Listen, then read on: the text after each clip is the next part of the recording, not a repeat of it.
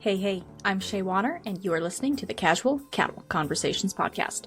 Whether you are a seasoned rancher or just curious about the cattle world, this podcast dives into the stories, science, and strategies shaping the future of ranching. Let's get started and keep your herd ahead of the herd. Folks, this one's for the boys. Well, I mean bulls. We are going to hear from Jennifer Koziol today about all things bull fertility. She shares information about what causes subfertility and infertility, as well as tips for developing bulls and how to manage the hierarchy of bulls once you introduce new ones to your herd.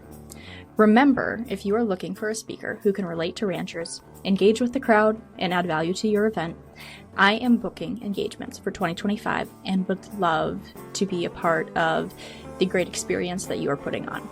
So, you can connect with me on my website for more info. But with that, let's hear from Jennifer. Westway, we believe liquid feed has stood the test of time as a proven, effective, and efficient tool for delivering essential nutrients to livestock. Our molasses-based liquid feed provides essential protein, energy, and nutrients to keep your cattle healthy and productive. Liquid feed offers consistent, cost-effective nutrition, helping producers manage intake, control cost, and maximize feed resources. Learn more about why Westway is the best way to raise beef at www.westwayfeed.com or call 800-800-7517. And that information is also in the show notes. All right, Jennifer, well, thank you for joining me for a conversation today. Previously, I've had you do kind of a live podcast interview with my Rancher Mind group that was just exclusive to them, but that was a few years ago, and I'm excited to bring you back on the show to talk about bulls today. Yeah, thanks for having me. It's great to be back, and I always love talking about bulls, so super fun to talk about today. So, the hard hitter question that all my guests get to answer right off the bat is, why do you believe or bet on the beef industry each day? Yeah, so I heard a pretty cool quote once from Dr. Sarah Place, and she talks about that the beef industry uses a technology that produces high quality protein from a solar powered energy source that is human and edible and creates something that's sustainable for the world. And so I think that's a pretty cool, when we think and break it down about all the areas that the beef cattle industry impacts, it's a pretty cool way to think about it, and that's why I bet on beef. Absolutely. And tell us a little more about why you are passionate about bulls. Yeah, so I grew up in the cattle industry, grew up on a cow-calf operation, went to veterinary school, and then I went on to do a residency in reproduction and really immersed myself into the world of bulls and taking a more in-depth look at fertility. And fertility is one of those things so impactful for the cow-calf producer, and really thinking about the reasons why that we have subfertility and infertility. I really kind of found my way into the world of looking at bulls. And then breeding soundness exams really became a passion of mine, knowing and understanding how impactful they are, not only for the cattle producer, but the impact a veterinarian can have on an operation through that procedure. And so it's really kind of my passion project. I really love it. And I really think it's one of those areas that the bull is one of the most impactful pieces of any successful cow-calf herd. And how can we be successful together? Absolutely. As someone who grew up raising bulls, also very passionate about how they can impact the cow herd and a lot of different cow herds. Yeah, absolutely. So, with your experience and career, what would you say is one of your biggest pet peeves when it comes to bull management, or maybe mismanagement is the better term? So I don't really have any pet peeves, but something that I'm really passionate about talking about is the value of a complete breeding soundness exam. So when I talk about complete breeding soundness exam, your veterinarian should be doing a physical exam, measuring scrotal circumference, looking at motility, and looking at sperm morphology at a high level. And so really taking that whole look at that bull before they say he's a good breeder or he's a bad breeder. And the other thing I'm really passionate passionate about people knowing is that a breeding soundness exam is not good for life. And so when we think about what a breeding soundness exam tells us, it tells us what's happened in the last 60 days in that bull's life and what his fertility status is on that day. Certainly, things can change very rapidly. And because things can change very rapidly, we need to have these bulls tested before every breeding season. A lot of our seed stock producers sell bulls with a breeding soundness exam behind them, but we need to test those bulls again before we turn them out in cows, and we need to test them in subsequent seasons. We let a lot of bulls remain in our herd that are subfertile. They're not doing the job for us, and they're costing us dollars. And those dollars, I think, are a lot harder hitting in this day and age than they have been in the last decade. And so really taking that into mind, I think that's really probably not my two pet peeves, but probably the soapboxes, if you will, that I'll stand on the most. So you've used the words subfertile and infertile a couple times. Can you describe what each bull would be? Because they're different. Yeah, absolutely. So a subfertile bull is going to have some normal sperm cells. And so really, if you get down to a breeding soundness exam, I'm worried about the bull and his physical capacity, right? Can he see the females? Can he walk to the females? Is his feet and leg structure such that he doesn't have pain in his hocks and he can mount females? So I really think about that. But really where I see, and if we dive into the evidence-based research, we know that most bulls fail a BSC based on their sperm and how they're shaped and what that looks like and the defects that we can see. So a subfertile bull he's going to have some percentage of normal cells, but it's going to be below our passing percentage. So 70% normal cells, morphologically, what we determine morphologically normal. So they're the correct shape. They don't have any defects that would inhibit embryo development or actually the sperm getting to the oocyte to connect with it. So he's below the 70%, but he does have some. So like a subfertile bull in my book would be a bull that is producing 50% normal cells, way below the standard, but does have some. So, blind squirrel finds an acorn every once in a while. Subfertile bull is going to get some females pregnant. He's just not going to get his complement of females bred in as timely as manner as a fertile bull. An infertile bull is going to be almost exclusively abnormal cells. So these bulls, or a bull that can extend the penis or something of that nature. So he's going to not be able to make intromission, or he's not going to be able to, even if he has a sperm cells that can make it to the oocyte, they're not going to be able to create an embryo that's going to turn into a calf for us. So when we talk about subfertile and infertile, those are kind of our two categories. We talk about that there's lots of subfertile bulls in the world. There's far less totally infertile bulls. So lots of subfertile bulls, and that's really what we're looking at and looking out for with our breeding soundness exams. Absolutely. And like you said, very important to have those before every breeding season. What are some causes or factors that can lead to some of those subfertile bulls? Yeah, absolutely. So we'll kind of talk a lot about, as I mentioned before, sperm morphology is the most common reason that a bull will fail a breeding soundness exam. So we'll talk about reasons that the bull has abnormal sperm morphology. And so we can kind of break those down into three factors. We can have abnormal thermoregulation. So the bull's testicle likes to be 3 to 5 degrees Celsius lower than body temperature. So that needs a cooled environment for proper sperm production. The other thing is that we can talk about stress. And stress comes in many different factors, but we can think about stress just like us. When we're stressed out, cortisol rises, but cortisol is an inhibitor of testosterone. So when we have high cortisol levels, testosterone is going to decrease, which means that our testicles are not going to function in an appropriate manner. We can kind of liken the testicles of the bull to factories, and when we have that low testosterone, our factories are not going to put out the quality of material that they would when they're in a happy environment, when they're cool. But testosterone is at the appropriate levels and all of our cells are functioning like they should. So stress can look like hierarchy stress, like you got a young bull getting the crap beat out of him by an older bull. That's one stress. Nutritional stress, going through a blizzard, he's going to be nutritionally stressed and he's going to be environmentally stressed. So he's not only colder than he would like to be, but he's also may have a decrease in nutrition if we're in the heart of that blizzard. The other kind of flip side of that is prolonged heat stress can be one as well. So stress can kind of come in lots of different flavors.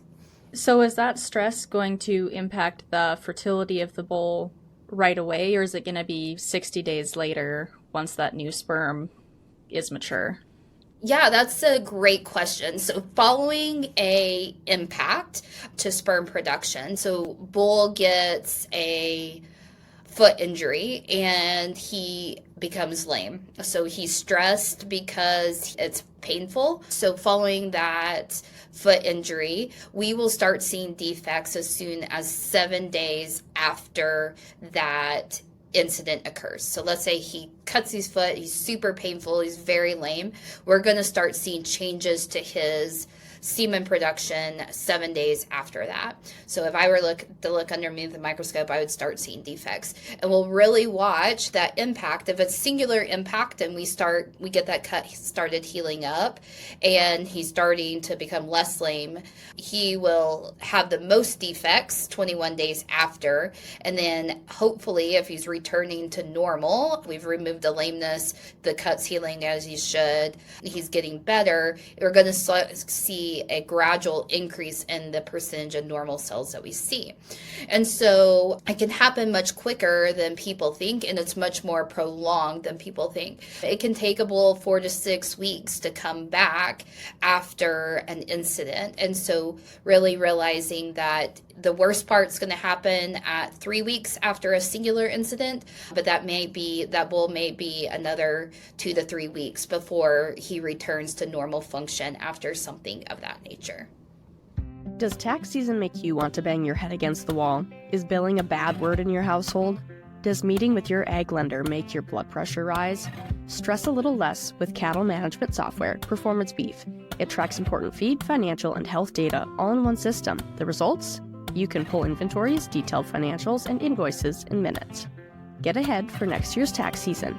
Visit performancelivestockanalytics.com to learn more. Thank you for explaining that and those specific instances, but what about the genetic component to fertility? Yeah, absolutely. A genetic component to fertility is something super interesting as we're constantly learning more about the impacts of genetics. Certainly, we can see genetic factors with the percentage of sperm defects. So there are some sperm defects that we see that have a genetic capacity to that. And so we can see that, which is, they have a high propensity to make that certain sperm defect, which is not good. And then we have all the other factors that go into fertility, just the inherent, all the markers that can go into that. And so bull can be set up better for fertility or not. And sometimes we're only now starting to realize what some of those genetic markers are. And then we play in the fact of epigenetics, right? So how the environment affects how those genes are turned off or turned on. What happened to his dam, how that affects the epigenetics of that individual. And so it becomes very convoluted very quickly, but I think that's one of the emerging areas in looking at bull fertility is looking at those individual genetic patterns and how environment affects those and what we can learn and what we can understand about that. But certainly there is a genetic component to it.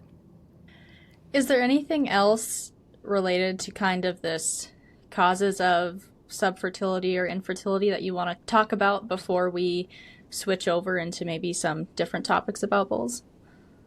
Yeah, I think we've hit kind of the big ones. Certainly, talking about thermoregulation, we can talk a little bit about that. Thermoregulation certainly is something that we need to think about in our young bulls that are going through bull tests and things like that. Often those bulls have really high body condition scores, and we know when those bulls have increased body condition scores that they start laying down fat in the neck of the scrotum, which is not, if we think about how much cooler the testicles need to be at below body temperature, that fat sits there and acts as an insulator.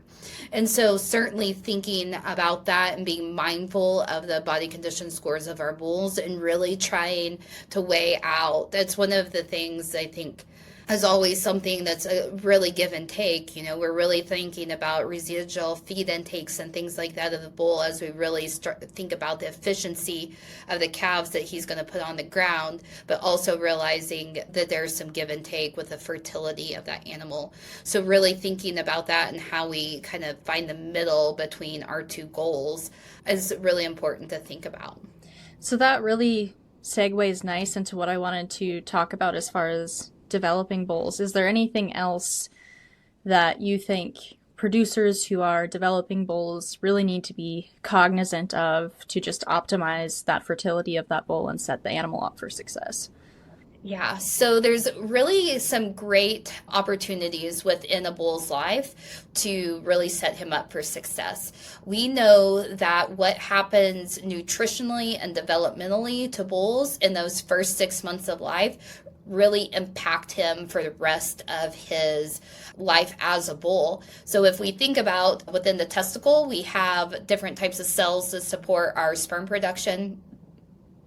And a lot of those cell populations are developed before that bull is 6 months of age. And so really making sure that bull has high quality nutrition. If we're ever going to think about creep feeding bulls, that's the time to do it and really maximize his nutritional development. So that's a really big opportunity in that bull, and it's not something that we can compensate for later. So it is kind of something to think about as a breeder and developer of bulls, is how are we going to treat the dams of those bulls nutritionally, and how are we going to treat those young bulls, because we can't compensate for it later. Some really nice work has shown that the nutritional impacts in those first 6 months, if they're below average, we can't overcome that later in his life. And then really, once we've weaned him and we've put him in a bull development program, I think there's some really key factors. Developing those bulls at a moderate rate of gain is something that I think is really beneficial for those bulls going forth. And really making sure that those bulls, if we can, put them in an environment where they have to travel to keep those feet in really good condition, keep him using his legs. Young bulls are like our star quarterbacks, right? And so I think we need to think about not only their nutrition during that time, but also thinking about their physical status. And so we're going to ask these young bulls, often been sitting in pens, having all you can eat buffet, and then we're going to send them through the cell, and then they're going to be asked to go work. And that's really hard, right? Like, that's asking our star quarterback to go from sitting on the bench to go through 2-a-days really fast. And so thinking about how we can manage those bulls during not only their development period, but also as they transition into being part of an operation and really having to work for a living. So keeping them on the moderate gain until the time of sale, and then once they're post-sale, they go to their new owners, helping those bulls transition from having that all-you-can-eat buffet to getting to a point where they're ready to go work. Because we often see these bulls come out of sale and they just melt, right? Like, they lose a lot of body condition score, they're fighting for hierarchy status with the herd, and how can we help manage those young bulls that are coming into our herds?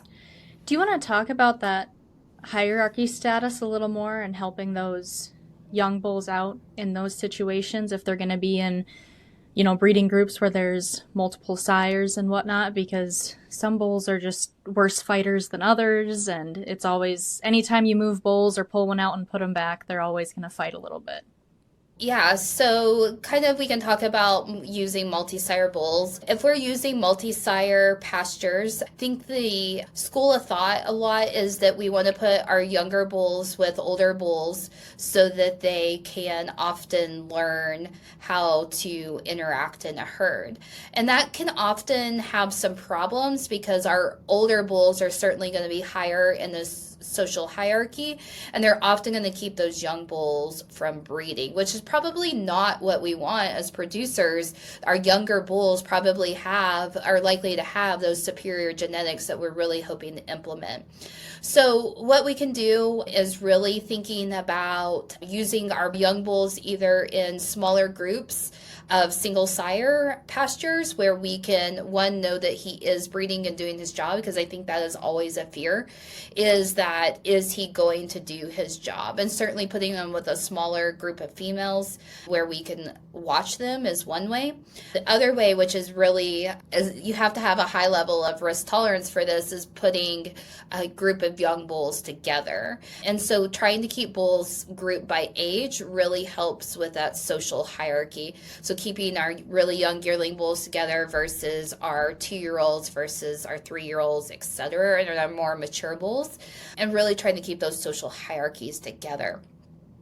When we think about kind of multi-sire pastures, and when we really think about rules of thumb for how many cows a bull should breed, a bull that's less than 3 years of age should probably only have a cow for every month of age that he is. So when we buy these 12-month-old bulls, we probably really need to only give him, if we're turning out when he's 15 months old, we only need to give him 15 cows for the breeding season. So pretty small numbers. And so you can kind of pick and choose how you want your operation to look and what value you want to get out of those young bulls. But when we think about kind of hierarchy systems, certainly age has a big role in that, and really thinking about how those bulls higher up in the social hierarchy are going to impact the breeding ability of those young bulls, because we've all seen those older bulls spend a lot of time running off those young ones and not letting them breed. So thinking about how we can integrate those, is there a way that we can put our younger bulls together or in single sire pastures until they really get going? Once they've been through one breeding season, we compare them with others. They should know what they're doing. And kind of on that same line, I'm a big proponent of parentage verification. I think that's one thing that we don't test in a routine breeding soundness exam is libido. And so doing parentage verification to see how many cows, how many offspring we really did get out of those bulls in a given season, and we know who's out there doing majority of the breeding, and do we have some bulls that just aren't getting any calves on the ground, because those bulls are costing us money. They're really they're a freeloader, right? And they're not really adding to our bottom line, but we're certainly putting resources into them. And how can we use that information to change how we're managing that cow herd? You brought up using when they're younger, maybe one bull with a small group of cows to make it a single sire breeding group. And there's risk with that too. So when you say a small group of cows, are you talking about that 12 to 15 if it's a yearling, maybe a few more if it's 18 months to 2 years? I mean, what exactly do you mean when you say smaller group of cows with that? So in our young bulls, we're going to, if they're less than 3 years, we should only expect them in a 60-day breeding season. We could go 63 if you want 3 full cycles. So if we think about a 63-day breeding cycle, we only want to give that 15-month-old bull 15 cows. Certainly there's some risks in that if he's not getting cow settled, and we can think about reducing the stress on that bull by putting a cleanup bull in after that. So maybe that young bull has those 15 cows for 40 days, and then we put a cleanup bull behind him. So those are some ways that we can think about reducing the stress on single sire pastures. And it's a lot about how is best to manage. There's not 2 operations that are the same, but just thinking about different ways that we can manage those young bulls to get the full impact out of what we paid for them. Bulls are certainly not cheap, and they're a large investment for our operations. So, how can we maximize what he's adding to our bottom line? Do you have big ambitions for your operation, but feel like you get so caught up in the day-to-day fires that you are just spinning in circles? You aren't alone. I've been in your shoes and know just how frustrating it can be. That's why I created Move the Ranch Forward. It's a guide for ranchers. This guide is a PDF that contains the exact process my husband and I use to stay focused on our goals throughout the year, even when life throws us curveballs. You can access Move the Ranch Forward today at casualcattleconversations.com. So, what should producers really be looking for when they're buying bulls on the fertility front? Is it just that BSE and then that scrotal circumference, or are there more things you're encouraging? When producers are looking at buying bulls, we certainly want to look at all aspects of that bull. What does that bull look like phenotypically? What does his feet look like? Is his feet in good condition? Is he going to be able to go out and walk those pastures? And we're not going to have to worry about getting, that he's starting to have a long toe or toes that are starting to curl up, that he has a chance of becoming lame. So one, looking at feet. Two, looking at structure of back legs. See a lot of bulls that are straight through their hock and pastern. Those bulls are going to eventually become lame on you, can have stifle injuries, etc. So looking at the bulls phenotypically, and then really starting to hone in. What is his scrotal circumference? Does he match what you want for your cow herd, frame size wise, body score wise? And then we get to the genetics, and it's really like picking bulls are whole packages, right? We're going to study our catalog and we're going to pick out our bulls that are going to improve our genetics the way we want. We're going to go out and look at him and make sure he has all the parts, making from the ground up, making sure that he has all of our parts, that he can get out and he can move, and he really moves like we want our bulls to move.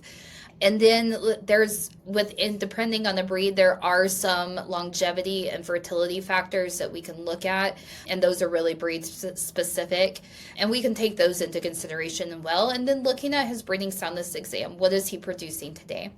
And so I always so that's the first part of buying bulls. And then if we're buying bulls, let's just say we're buying bulls, most of us buy bulls in February. It's when most of our sales are. February start at 1st of March.